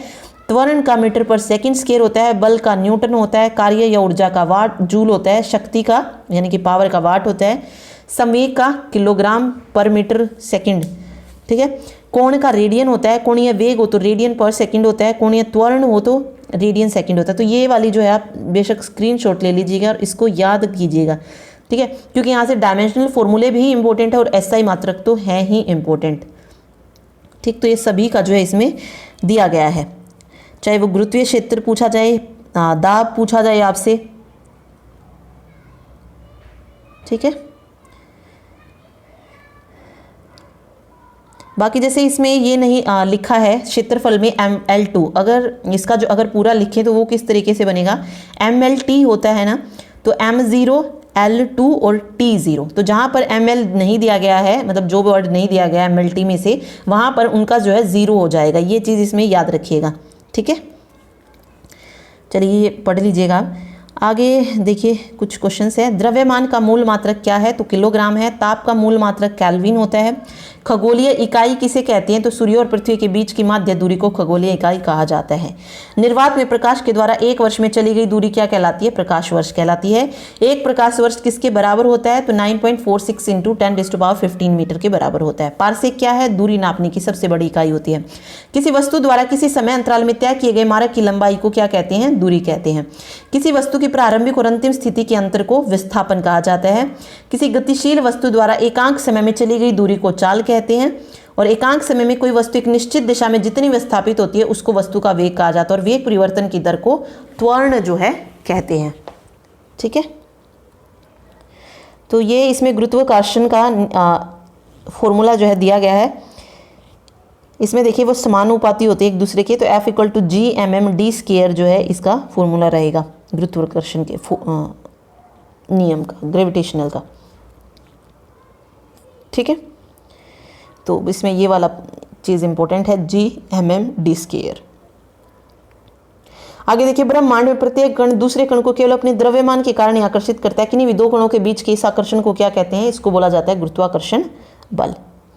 ठीक है, यहाँ पे देखिए लंबाई का जो मूल मात्रक होता है वो मीटर होता है, और SI में लंबाई का मूल मात्रक मीटर है। 1 मीटर वह दूरी है जिसे प्रकाश निर्वात में इतने सेकंड में जो है पूरी करती है। ठीक है, तो वही है, द्रव्यमान का मूल मात्रक कैसा हो जाएगा? किलोग्राम हो जाएगा। समय का सेकंड हो जाएगा। विद्युत धारा का एम्पियर हो जाएगा। ताप का केल्विन हो जाएगा। ज्योति तीव्रता का कैंडेला हो जाएगा। और पदार्थ की मात्रा का मोल हो जाएगा। ठीक है, इसकी संख्या कितनी होती है? 6.023 × 10⁻23 होती है। ठीक है, और ये पूछा जा सकता है जल के ट्रिपल पॉइंट के उष्मागतिक ताप के भाग को केल्विन कहते हैं। कितने भाग को? तो 1/273.16वें भाग को केल्विन कहते हैं, जिसका प्रतीक क्या होता है? के होता है। ठीक है, बस ये इसमें याद रखिए। आगे है, कार्य का मात्रक जूल होती है। प्रकाश वर्ष इकाई है दूरी की। कौन सी मात्रा जड़त्व का माप है? तो द्रव्यमान का। और पारसेक किसकी इकाई है? ये भी दूरी की है। दो वेक्टर जिनका मान अलग है उनका परिणामी शून्य हो सकता है। कब? जब उनका परिणामी शून्य नहीं हो सकता। ओके, ये पूछ रहा है क्या उनका परिणाम शून्य हो सकता है? तो नहीं हो सकता है। त्वरण ज्ञात करने का सही सूत्र कौन सा है? तो ये हो जाएगा -A = V-U/T। ठीक है, पदार्थ के संवेग और वेग के अनुपात से कौन सी भौतिक राशि प्राप्त होती है? तो द्रव्यमान प्राप्त होता है। शून्य में स्वतंत्र रूप से गिरने वाली वस्तुओं को का क्या असमानता होती है? तो कि उनका त्वरण जो होता है वो समान होता है। ठीक है, एक लड़की झूले पर बैठी स्थिति में झूला झूल रही है। उस लड़की के खड़े हो जाने पर दोलनों के आवर्तकाल पर क्या अंतर होगा? तो वो क्या हो जाएगा? कम हो जाएगा। घूर्णन करती एक गोल मेज पर अचानक एक लड़का आकर बैठ जाता है। मेज के कोणीय वेग पर क्या प्रभाव पड़ेगा? वो कम हो जाएगा। किसी पिंड के द्रव्यमान और भार में क्या अंतर होता है? द्रव्यमान स्थिर रहता है और जबकि भार जो होता है वो परिवर्तनीय होता है। किसी भी स्थिर या गतिशील वस्तु की स्थिति और दिशा में तब तक कोई परिवर्तन नहीं होता जब तक उस पर कोई बाह्य बल न हो। तो ये कौन सा नियम है? ये न्यूटन का फर्स्ट लॉ होता है। ठीक है, किसी असंतुलित बल द्वारा किसी पिंड में उत्पन्न त्वरण के बीच क्या संबंध है? तो बल के ये अनुक्रमानुपाती होता है। ल्यूमेन किसका मात्रक है? ज्योति फ्लक्स का। क्यूरी इकाई है रेडियोधर्मिता की। दाब का मात्रक पास्कल। कैंडेला ज्योति तीव्रता का। जूल किसकी इकाई है? ऊर्जा की। मात्रकों की अंतरराष्ट्रीय पद्धति कब लागू हुई? 1971 में। खाद्य ऊर्जा को हम किस इकाई में माप सकते हैं? कैलोरी में। विद्युत धारा मापने की इकाई एम्पियर। SI पद्धति में लेंस की शक्ति की इकाई क्या है? तो डायोप्टर होती है। डेसिबल के लिए ये ध्वनि की तीव्रता को मापने के लिए। यंग प्रत्यस्थता गुणांक का SI मात्रक Nm/m² होता है। बल, चाल, ऊर्जा और तापमान में कौन सी वेक्टर राशि होती है? तो बल होती है। न्यूटन के गति के तीसरे नियम के अनुसार क्रिया तथा प्रतिक्रिया से संबंध बल कहाँ लगे होने चाहिए? तो हमेशा भिन्न भिन्न वस्तुओं पर ही लगे होने चाहिए। ठीक है, अगले में कह रहा है कि प्रत्येक क्रिया के बराबर विपरीत दिशा में एक प्रतिक्रिया होती है। ये कौन सा नियम है? तो ये न्यूटन का थर्ड लॉ होता है। जल में तैरना न्यूटन की गति के किस नियम का कारण है? तो ये थर्ड लॉ के कारण ही है। कोई पिंड तब तक विराम अवस्था में ही बना रहेगा जब तक उस पर कोई बल ना लगे। यह कथन किसका? न्यूटन का है। और कौन सा है ये लॉ? फर्स्ट लॉ है। किसी पिंड के उस गणधर्म को क्या कहते हैं जिससे वह सीधी रेखा में विराम या एक समान गति की स्थिति में किसी भी परिवर्तन का विरोध करता है? तो इसको जड़त्व बोला जाता है। न्यूटन के पहले नियम को जड़त्व का नियम भी कहा जाता है। गाड़ी खींचता हुआ घोड़ा किस बल के कारण आगे बढ़ता है? तो पृथ्वी द्वारा घोड़े के पैरों पर आरोपित बल से जो है वो आगे बढ़ता है। चलती हुई बस जब अचानक ब्रेक लगती है तो उसमें बैठे हुए यात्री आगे की दिशा में गिरती हैं। इसको किससे समझाया जा सकता है? न्यूटन के पहले नियम से। रॉकेट का कार्य प्रणाली ये संवेग संरक्षण पर आधारित होता है। अश्व यदि एकाएक चलना प्रारंभ कर दे तो अश्वारोही के गिरने की आशंका का कारण क्या है? विश्राम जड़त्व है। ठीक है, आगे देखिए इसमें जो इम्पोर्टेंट है वो है उपकरणों के आविष्कार। तो जैसे बैरोमीटर की खोज पूछी जाए तो ई टॉर्सिली ने की थी। ठीक है, बाइसिकल की के मैकमिलन ने, कंप्यूटर के चार्ल्स बैबेज हो गया, कॉस्मिक किरणें विक्टर हेज हो गया। ठीक है, और इसके अलावा घड़ी की लियोंग सेन हो जाएगा। वैसे इतना ज़्यादा नहीं पूछेंगे, बैरोमीटर, विद्युत बैटरी, इस तरीके का पूछ सकते हैं आपसे। ठीक है, तो आप पढ़ना चाहे तो इनको पढ़ सकते हैं। स्टीम इंजन पूछा जा सकता है कंडेंसर की, तो जेम्स वॉट जो है हो जाएगा। थर्मामीटर की गैलीलियो गैलीली हो जाएगा। ट्रांसफर पूछा जा सकता है क्योंकि पूछा गया पहले, माइकल फेराडे। वॉशिंग मशीन की हार्ले मशीन कंपनी। ठीक है, टेलीविजन का टेलर फोरेंसवर्थ, टेलीविजन यांत्रिक जे.एल. बियर्ड हो जाएगा। टेलीफोन ग्राहम बेल हो जाएगा। यांत्रिक का एम. लेमांड हो जाएगा। ठीक है, तो मेन आप इसमें से पढ़ सकते हैं, सारे पढ़ने की ज़रूरत नहीं है। ठीक, इसके अलावा इसमें कुछ और इम्पोर्टेंट पॉइंट्स दिए गए हैं, जैसे बैकरल रेस क्या होती हैं। तो जो यूरेनियम यौगिकों से उत्सर्जित होने वाली अल्फा, बीटा और गामा किरणें होती हैं, उनको जो है बैकरल किरणें जो है कहा जाता है। ठीक है, बीटा पार्टिकल्स कौन से होते हैं? ये ऋण आवेशित होती है। देखिए अब ये पूछा जा सकता है कि कौन सी रेज होती है जो ऋण आवेशित होती है, कौन से पार्टिकल्स होते हैं, तो बीटा कण हो जाएगा। ठीक, जो कि रेडियो सक्रियता के दौरान परमाणु के नाभिक से उत्सर्जित होते हैं। ऐसे ही बीटा ट्रोन है, ये एक त्वरक मशीन होती है जिसके द्वारा इलेक्ट्रॉनों को अत्यधिक वेग पर त्वरित किया जाता है। ओके, ब्लैक बॉडी क्या होती है? जो वस्तु अपने ऊपर आने वाले सभी प्रकार के विकिरण को अवशोषित कर लेती है, उसको कृष्णिका यानी कि ब्लैक बॉडी कहा जाता है। ब्लू आइस कौन सी होती है? शुद्ध बर्फ होती है जिसमें रोगाणु नहीं होते, जम्स नहीं होते, और जो 2000 से 3000 वर्ष पुरानी होती है उसको ब्लू आइस कहा जाता है। इसका रंग नीला होता है और यह ग्रीनलैंड में पाई जाती है। बॉइलिंग पॉइंट क्या होता है? किसी द्रव का वो ताप जिस द्रव का संतृप्त वाष्प दाब बाह्य ताप के बराबर होता है। इस ताप पर जो है द्रव जो है उबलने लग जाता है, उसको मतलब जिस ताप पर द्रव उबलने लगे उसको बॉइलिंग पॉइंट बोला जाएगा। ब्राउनियन मोशन क्या होता है? पदार्थ के अणुओं में होने वाली जो अनियमित गति होती है उसको ब्राउनियन मोशन बोला जाता है, जैसे धुएं के कणों की आदि में। कैलोरीमीटर के द्वारा जो है तापीय ऊष्मा का मापन किया जाता है। कैंडेला जो है ये ल्यूमिनियस इंटेंसिटी का मात्रक है। कैपेसिटर एक ऐसा समायोजन है जिस पर आवेश की पर्याप्त मात्रा जो है संचित की जा सकती है। कैपिलरिटी, केशिकत्व क्या होता है? ये सरफेस टेंशन के कारण किसी बारीक नली में द्रव के ऊपर चढ़ने की घटना को केशिकत्व कहते हैं। तो ये क्वेश्चन पहले आ चुका है। ठीक है, सरफेस टेंशन वाला कि किससे होता है, तो केशिकत्व हो जाएगा ये। सेल्सियस के इस तापमान पर ताप को सेंटीग्रेड में मापते हैं। बर्फ का गलनांक 0 डिग्री सेल्सियस और पानी का क्वथनांक जो होता है वो 100 डिग्री सेल्सियस होता है। एक सेंट्रीफ्यूगल फोर्स और सेंट्रीपिटल फोर्स होते हैं, ये पता ही होंगे आपको। जो वर्तुलाकार पथ पर घूमती वस्तु जब केंद्र की बाहर की तरफ लग जाती है तो सेंट्रीफ्यूगल हो जाएगा, और केंद्र जब अपनी तरफ बल लग रहा है केंद्र की तरफ तो वो सेंट्रीपिटल फोर्स हो जाएगा। ठीक है, कम्युनिकेशन सैटेलाइट है तो ये कृत्रिम उपग्रह होता है जो दूर संचार जैसे रेडियो, टेलीविजन इनमें जो है प्रसारित करता है। कंडक्टर वो होते हैं जिनसे विद्युत धारा सरलता से प्रभावित हो। एब्सोल्यूट जीरो यानी कि वो न्यूनतम ताप जिसके नीचे कोई ताप संभव ना हो, ये एब्सोल्यूट ताप होता है। और भी टर्म इसमें बहुत सारी दी गई हैं, जैसे एक्सेलरेशन है, त्वरण जिसको बोलते हैं, ये एक ऐसी राशि है, सदिश राशि है यानी कि वेक्टर क्वांटिटी है, और इसका जो मात्रक होता है वो मीटर प्रति सेकंड होता है। ध्वनिकी की अगर हम बात करें, अकाउस्टिक्स भौतिकी की शाखा है जिसके अंतर्गत ध्वनि तरंगों के प्रयोग और उनके गुणों का अध्ययन किया जाता है। तो अगर कोई भी पूछा जाता है तो ये आ जाएगा। अल्फा कण जो होते हैं ये किसके होते हैं? हीलियम नाभिक होते हैं, और इनकी संरचना 2 प्रोटोनों और 2 न्यूट्रॉनों के द्वारा होती है। ठीक है, धनावेश होता है अल्फा पार्टिकल्स में, और ये गैसों का आयनीकरण जो है करती हैं। ऐसे ही अमीटर एक यंत्र होता है जिसकी हेल्प से जो है विद्युत धारा को मापा जाता है। एक अल्टरनेटिंग करंट एसी क्या होता है? वो धारा जो विद्युत परिपथ में अपनी दिशा लगातार चेंज करती रहती है उसको हम अल्टरनेटिंग करंट बोलते हैं। ठीक है, एम्पियर जो है ये विद्युत धारा को मापने की इकाई जो है होती है। अमीटर जो है विद्युत धारा को मापा जाता है यंत्र होता है, और मापने की इकाई एम्पियर होती है। एंटीमीटर क्या कहते हैं? उस पदार्थ को कहते हैं जिसके परमाणु में नाभिक, एंटी प्रोटॉन और एंटी न्यूट्रॉन होते हैं, और नाभिक के चारों ओर पॉजिट्रॉन जो है घूमते रहते हैं, उसको एंटीमीटर बोला जाता है। आर्किमिडीज का प्रिंसिपल क्या था? इसके अनुसार जो था कि अगर किसी वस्तु को द्रव में डुबोने पर उसके बाहर में अगर कमी आ जाती है, ठीक है, तो ये कमी उसके द्वारा हटाए गए द्रव के भार के बराबर होती है। इस सिद्धांत को यूनान के महान वैज्ञानिक आर्किमिडीज ने प्रतिपादित किया था। आर्टिफिशियल सैटेलाइट क्या है? यदि किसी वस्तु को पृथ्वी तल से कुछ 100 मीटर ऊपर अंतरिक्ष में पहुंचाकर एक निश्चित क्षैतिज चाल दी जाए तो वो क्या होगी? पृथ्वी के चारों ओर चक्कर लगाने लगती है, तो इसे कृत्रिम उपग्रह बोला जाता है। ठीक है, तो ऐसे बहुत सारी टर्म है। एटम बॉम्ब वगैरह है। यूरेनियम 235 को न्यूट्रॉन के द्वारा बम्बार्ड किया जाता है तो यूरेनियम के परमाणु का विखंडन हो जाता है और ऊर्जा निकलती है जिससे परमाणु बॉम्ब जो है, मतलब समस्त जीव जो है नष्ट जो है इसमें हो जाते हैं। ठीक है, तो ये कुछ मेन टर्म्स थी इसमें। ओके, इसमें एटॉमिक फ्यूजन भी दिया गया है। परमाणु के नाभिक में धन आवेश वाले प्रोटॉन और न्यूट्रॉन के विकर्षण को गति बढ़ाकर समाप्त कर देने से दोनों आपस में मिल जाते हैं, इसे एटॉमिक फ्यूजन कहा जाता है। और इसी से जो है एटॉमिक फ्यूजन से ही जो है हाइड्रोजन बम जो है बनाए जाते हैं। ठीक, तो ये कुछ इंपॉर्टेंट पॉइंट्स थे, तीनों के जो इंपॉर्टेंट बनते थे वो डिस्कस किए हैं हमने इसमें। Thank you so much.